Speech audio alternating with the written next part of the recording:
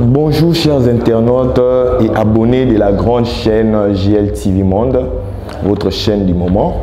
Nous sommes réunis pour un nouveau numéro de notre grande émission intitulée Prophète parle. Prophète parle. Et pour aujourd'hui, nous avons un invité spécial que tout à l'heure vous allez découvrir et un thème à la mode et à la vogue. À la mode et à la vogue.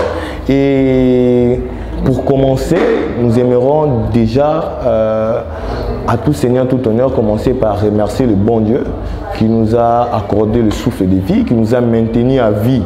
Alors, nous commençons par remercier le bon Dieu, mais aussi nous serons ingrats si nous ne remercions pas le proprio de la chaîne, le patron, Glody Lopatanga. Les bonnes initiatives sont à saluer. Et puis, à toutes ces personnes qui nous soutiennent de loin ou de près, tels que notre cher papa Dominique Lopatanga, de là où vous êtes, à Kinshasa déjà, nous vous saluons. Et c'est comme ça que nous allons directement commencer par vous présenter, laisser notre orateur du jour se présenter et vous allez découvrir qu'est-ce qui nous réserve pour le numéro d'aujourd'hui. Pasteur Isaac Mulumbu, je vous dis bonjour. Bonjour. Nous sommes très contents de vous recevoir dans notre plateau aujourd'hui. Et pour aujourd'hui, nous avons choisi un thème qui est vraiment à la mode. Nous allons parler de la communication de l'Église, dans les médias. Communication de l'Église dans les médias. Dans le contexte actuel de la pandémie Covid-19, et nous avons choisi ce sujet parce que nous avons l'impression que l'Église utilise de plus en plus les médias. Et vous allez essayer de nous aider à parler des avantages. Et s'il y en a des désavantages des médias dans la communication de l'Église, Alors avant de commencer, j'aimerais que vous commenciez par vous présenter auprès de nos internautes qui sont nombreux à vous voir, à vous suivre et aimeraient certainement savoir à qui ils ont affaire. Pasteur Isaac Mulumbu, vous pouvez vous présenter. Merci beaucoup, je bénis les seigneurs et je me présente, je suis le pasteur Isaac Mulumbu de l'église Assemblée des frères en Christ au monde Congo, AFCMC en sigle. Et c'était pour moi l'honneur d'être ici et de passer présenter cette émission. Je vous dis merci de partout où vous nous suivez et aussi de vous demander de vous abonner et de participer à l'émission et le Seigneur ne manquera pas à vous bénir. Et merci également à mon frère Glody Lopatanga qui est le chef de ces chaînes et Dieu vous bénisse aussi. Voilà, merci beaucoup Pasteur Isaac Mulumbu. Et déjà nous rappelons à nos abonnés et chers internautes de vous abonner massivement et de partager les différents liens pour bénir le peuple de Dieu partout dans le monde. Voilà, Pasteur, on aimerait savoir quant à notre sujet, quelle est l'importance ou quelle a été l'importance des médias dans la communication des églises pendant la période de la pandémie à SARS-CoV-2, à la Covid-19. Est-ce que les médias ont joué un rôle dans la communication de l'église? Oui, je voudrais répondre à cette question pour dire que le média a vivement contribué à l'épanouissement de la communication à l'église parce que dans l'ère actuelle, nous avons vite compris. Et surtout quand la pandémie est arrivée, nous avons découvert que cela n'avait pas permis à ce que les fidèles soient ensemble à l'église, à ce que nous puissions être tous ensemble. C'est par là que les médias avaient beaucoup plus son essor et son impact à la communication de l'église vis-à-vis de nos fidèles et vis-à-vis aux différentes personnes, aux différents pays, des gens qui nous suivent. Parce que les médias nous ont servi beaucoup plus à diffuser des moments de prière. Même lorsqu'en étant les gens qui restaient à la maison, mais ils nous suivaient à partir des médias. C'est pourquoi l'église qui n'avait pas les médias comme les nôtres, alors que nous n'étions pas fréquemment dans les médias. Alors pendant l'arrivée de la pandémie, nous avons essayé un peu de monter une équipe de techniciens. Nous avons monté une équipe de gens qui ont cette expertise de faire les choses afin que nos cultes soient diffusés en ligne. Et ces moments et ces choses-là nous ont tellement permis à ce que le fidèle soit toujours monétisé, à ce que le fidèle puisse toujours être dans le même bain pendant le déroulement de nos cultes et même pendant que nous venons de traverser les moments de confinement. Merci beaucoup, pasteur. Mais nous comprenons que vous nous avez cadré dans la situation du confinement pendant la pandémie, puisque nous sommes encore pendant la période de la pandémie. Mais vous étiez beaucoup plus structuré dans la période du confinement. Mais les médias ont-ils vraiment une importance en dehors de la pandémie? Avant même que la pandémie à SARS-CoV-2 n'arrive, les médias avaient-ils déjà un rôle dans la communication des églises? Oui, je voudrais dire ceci, que les médias avaient déjà un rôle trop important et son rôle c'était de transmettre d'abord l'évangile. Les médias ont beaucoup servi à l'église afin de parler ou de transmettre les messages qui sont les messages de paix, les messages de Dieu aux différents peuples de Dieu en dehors seulement de l'église, de fidèles qui sont taxés dans notre église, c'est-à-dire aussi aux différentes personnes, même à ces gens-là qui ne connaissent pas Dieu, à ces gens-là qui n'avaient pas encore connu l'importance de l'église, à ces gens-là qui n'avaient pas encore donné leur temps au Seigneur. C'est pourquoi les médias, avant même la pandémie, les médias avaient déjà son impact. Les médias avaient tant contribué à la diffusion de l'évangile et à la diffusion des messages de Dieu. Ok, voilà. Tout comme le dirait la Bible, allez et faites de toutes les nations des disciples. Donc actuellement, on peut faire des disciples de Jésus au travers des médias. Exactement. Voilà. Et pasteur, quand on dit médias, quand vous dites médias, à quoi vous faites allusion précisément? Vous faites allusion à quoi concrètement quand on dit médias qui auraient participé dans l'épanouissement des églises, dans la diffusion de l'information, de l'évangélisation? À quoi fait-on allusion? Quand je dis médias, j'ai fait allusion aux médias sociaux. Médias sociaux, ce sont des médias sociaux, ce qu'on retrouve, nous voyons de plateformes internet. J'en parlerai de YouTube, j'en parlerai de Facebook, auquel nous avons créé un site, nous avons créé à cela pour permettre à nos déroulements des cultes et pour permettre également à ce que les gens qui sont beaucoup plus dans ces pages, afin qu'ils nous retrouvent facilement. Ok, merci beaucoup pasteur. Et profitons de l'opportunité puisque nous sommes en train de parler de la pandémie.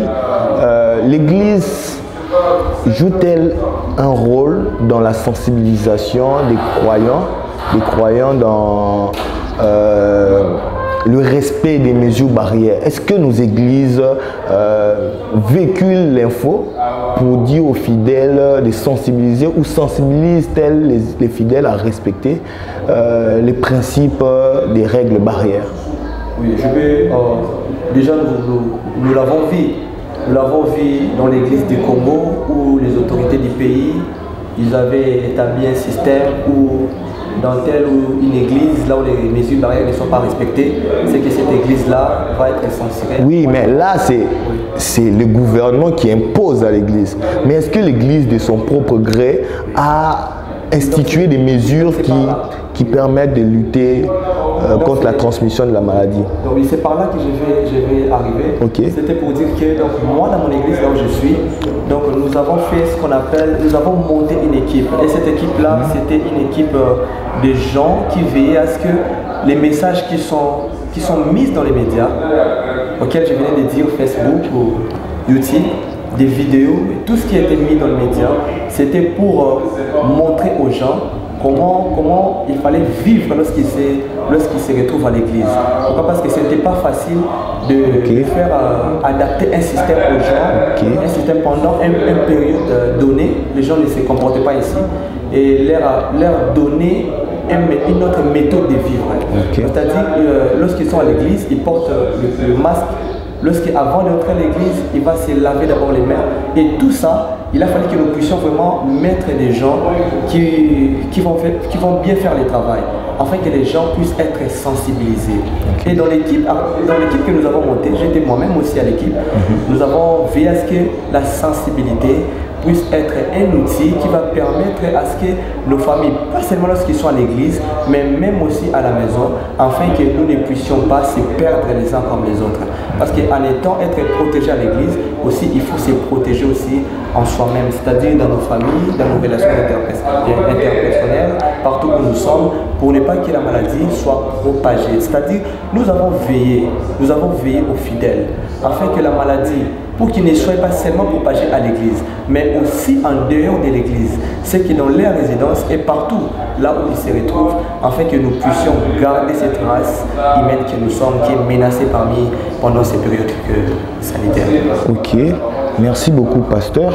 Et j'avais cru comprendre que vous écrivez aussi, vous êtes un écrivain.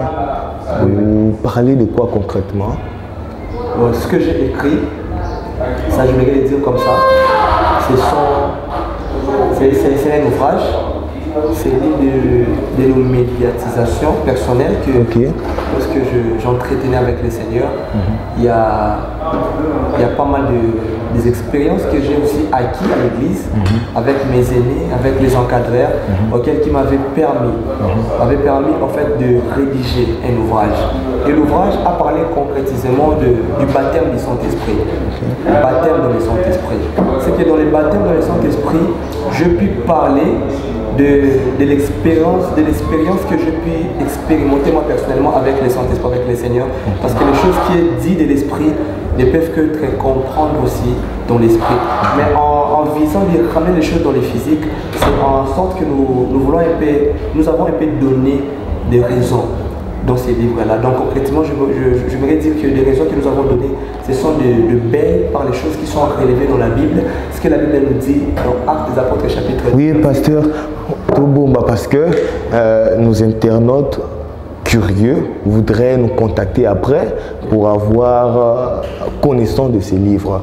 Okay, donc, tout bon, nos internautes sont informés qu'il y a un livre écrit par le pasteur Isaac Mulumbu qui parle du baptême du Saint-Esprit, et pour nous contacter, ils ont nos numéros. Et ils peuvent partager les liens, abonnez-vous, invitez vos amis à s'abonner massivement pour l'intérêt de tous. Voilà, pasteur, nous sommes déjà en train de chuter dans notre émission. Puisque déjà là, nous sommes sur une chaîne YouTube, c'est une forme de médiatisation.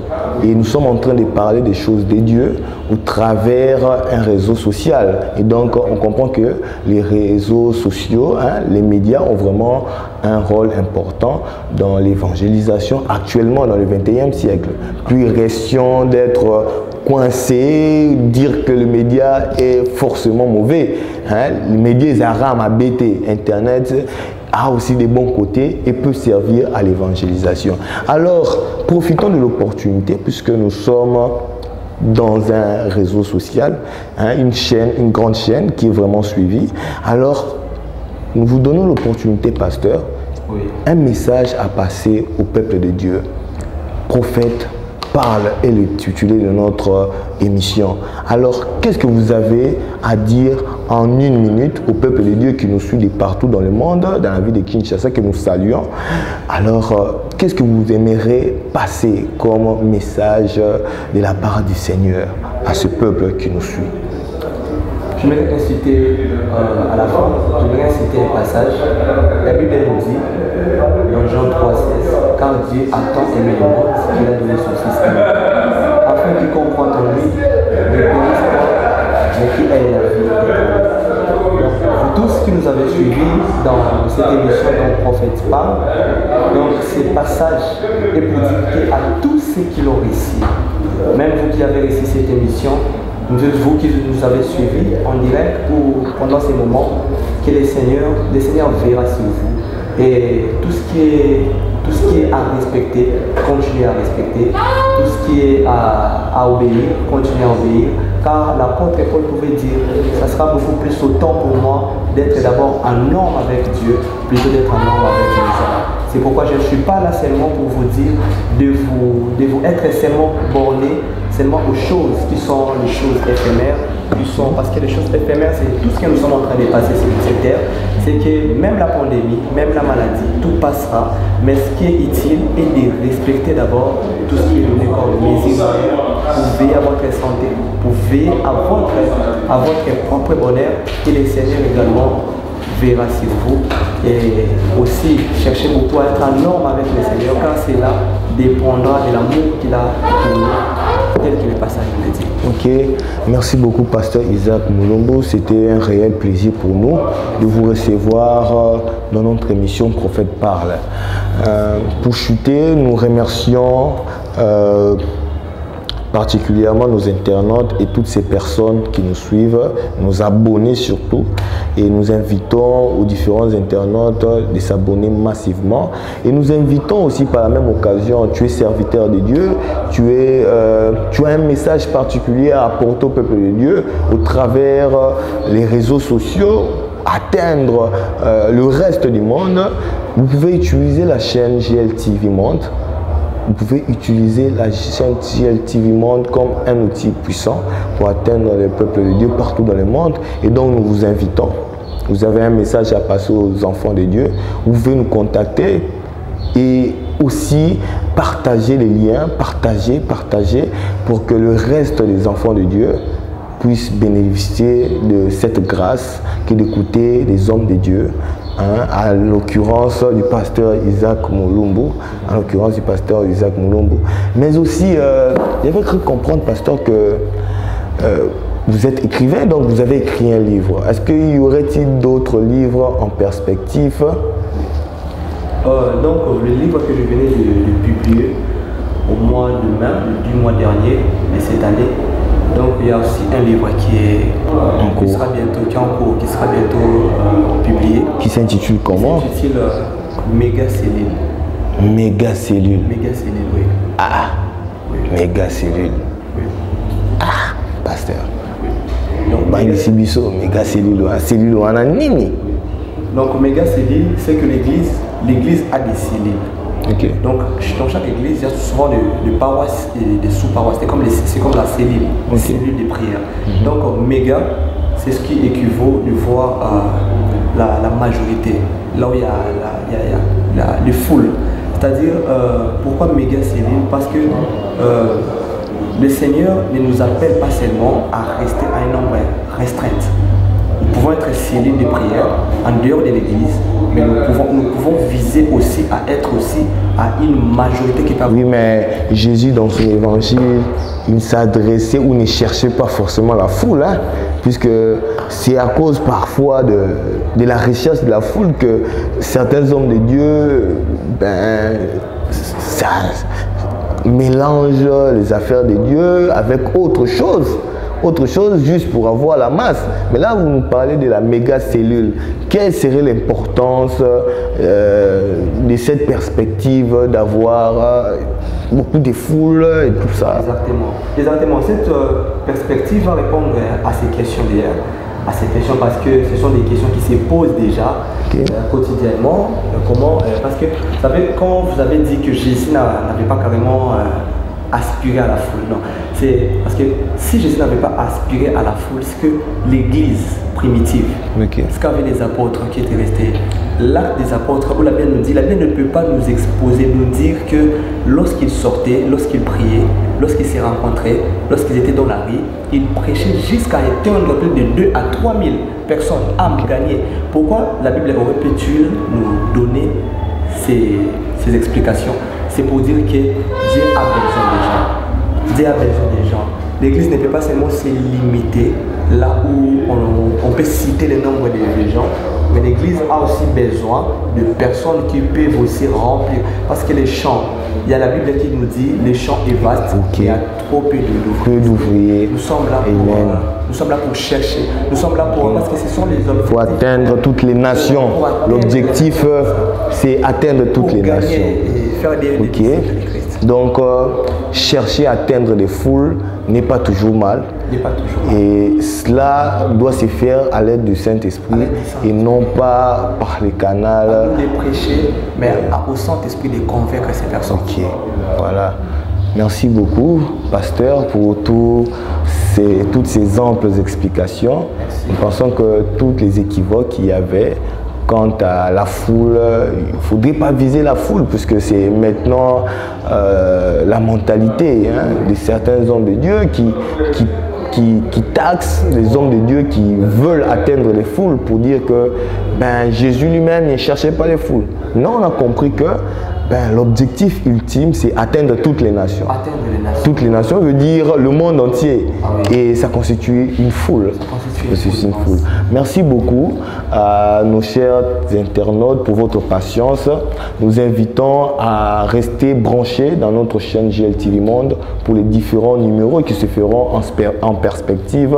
Et nous remercions particulièrement toute l'équipe de GLTV Monde, les caméramens, les réalisateurs, y compris encore une pierre pour le patron Glody Lopatanga. Les grandes initiatives, les belles initiatives sont à applaudir. Restez connectés et vous ne serez pas du tout déçus. Que Dieu vous bénisse.